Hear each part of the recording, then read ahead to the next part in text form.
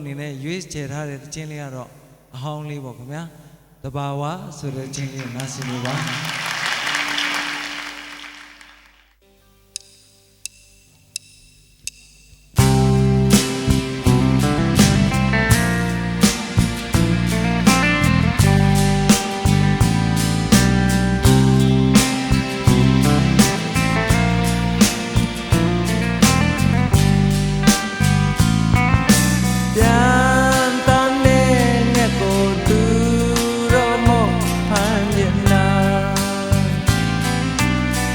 လောင်အိမ်မှာပြောလို့မရပါ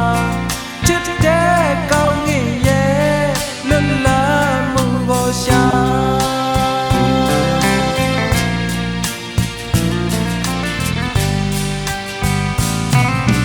ပွေလာမဲ့ပန်းကိုသူတော့မတာချင်နာထောင်စင်ငုံငါနေလို့မရပါချစ်တဲ့လေးရောင်ရဲ့နှွေးထွေးမှုကိုရှာ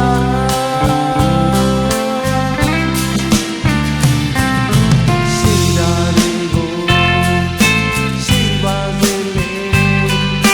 ချစ်တာလေးကိုချစ်ပါစေလေတဘာဝ